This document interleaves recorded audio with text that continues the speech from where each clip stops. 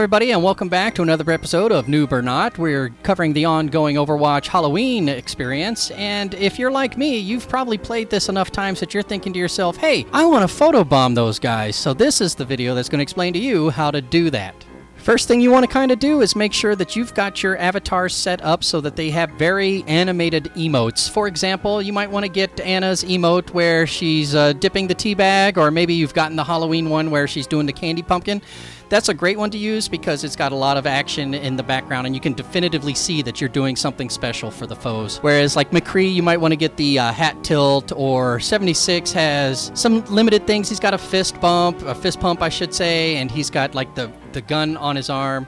And Hanzo, I kind of like his laughter one because Hanzo's one of the only ones who can actually get up behind Dr. Junkenstein, who says, "You'll all regret the day you laughed at me," and then Hanzo can be in the background laughing. That's pretty funny. Once you've decided which emote you're going to use for your photobomb, what you want to do is remember that there's going to be 4 photobombing opportunities, right? Okay, 3 of them are going to be close-ups, and 1 of them is going to be kind of a wide shot. So let's tackle them in order. The first photobombing opportunity you're going to have is against Reaper. Now, he appears up here on the upper rampart, and there's only a couple little spots that you can get in and still get into the picture just as it gets into close-up view. And that's going to be right on the corner of the rampart, which is very difficult to get into, but actually the better spot to be, or slightly right of him, if you want to be in the close-up. Otherwise, what I would suggest, as I would for all of the close-up shots, is to kind of stand about a foot behind him, maybe up against the back wall, and then you'll be in the shot behind him, which works out pretty well as well.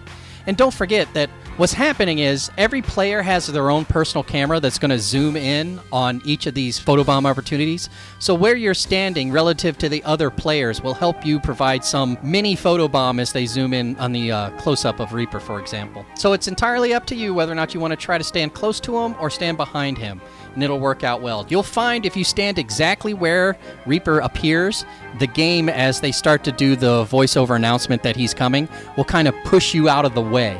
You don't want to risk being pushed off the rampart, so I would suggest kind of standing left or right of him, or behind him, as I said. Hit your emote as the announcer finishes up his, or is about to finish up his announcement of the Reaper appearing, and it should work out pretty well. What you might want to do once you hit your emote is actually spin your camera around as well, because your photobomb opportunity will come from where your photo camera starts as well. So if you swing out so that you're looking at yourself and through yourself at where the Reaper's going to be, your camera will come through you to the close-up of the Reaper. So you might have some opportunities to have some nice stills in there that you can capture. The second photobombing opportunity is probably the easiest one for everyone. This is going to be Junkenstein's monster, or Roadhog is Junkenstein's monster. Again, you're going to want to time your emote. This might take a little practice to get used to, but I would suggest just as the announcer is kind of wrapping up his spiel about the next boss that's coming out, that's when you want to start your emote. And Junkenstein appears typically on one of these very distinguished squares on the map, like the cobblestone square here. So again, if you're looking for this and you're trying to get on this spot and you can feel the game, you'll see as the announcement starts to happen, you'll start to feel the game not letting you go there, like there's an invisible object there. And there is. It's going to be Junkenstein's monster. So what you want to do is kind of step a little bit in front of it and hit your emote just when the timing is right. And that will be the best opportunity to have the best photobomb that you can have as Anna or McCree or Hanzo or 76. That's probably 76's best opportunity, to be honest with you. The third one is another solo opportunity. It's a close-up, and it's on Junkenstein himself. That's Junkrat as Junkenstein. This one is almost exclusively Hanzo. I don't think anybody else can get over there, but Hanzo can get up there. And again, you're going to feel where the character avatar is, where Junkenstein's going to come in. But I would suggest kind of standing behind Junkenstein because of the way the close-up works, and doing your pose over his shoulder. That's a great little photobomb. It looks really good, especially when you time it right. Other people will stick arrows into them just as it's happening, or shoot them or flashbang them. I think that kind of ruins the photobomb, but you know, whatever you feel is most appropriate for you. You know, if you go in there with a group of three others plus yourself, you probably have complete control over what you're going to shoot. And then the last one is Mercy when she comes up and resurrects everybody. Hers is a little more difficult. On the bridge, right where the bridge kind of separates from the back area where the cart is, you'll see like little paver stones on the ground that kind of separate them. That's a great little spot to stand to ensure you're going to be in the photo. But if you really want to ensure you're going to be in the photo, then you probably want to stand further back and kind of in the middle of the hay bale truck, or the hay bale cart that's tipped over and has a little flame coming around it. That'll get you in there really good as well. So those are the 4 photobombing opportunities I would recommend you take advantage of if you're trying to photobomb.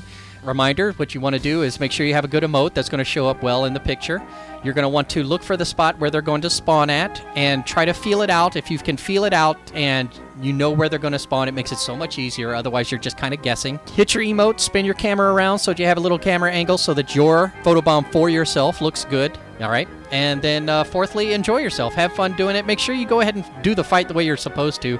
I suggest doing it on easy mode if you're doing photobombs anyways, and have fun, right? All right. So here's a couple extra pictures of some photobombs I got, and we'll play you out through that. My friends, if you've enjoyed this content, by all means, give me a thumbs up. If you think I'm a noob for photobombing in the middle of a zombie horde or zomnic horde, then give me a thumbs down. But if you found this information useful and you're going to use it, hey, why not subscribe for more content like this coming in real soon, right? All right, everybody, have a happy Halloween. Enjoy yourselves out there, enjoying the Overwatch experience, and I'll see you again real soon. Bye-bye.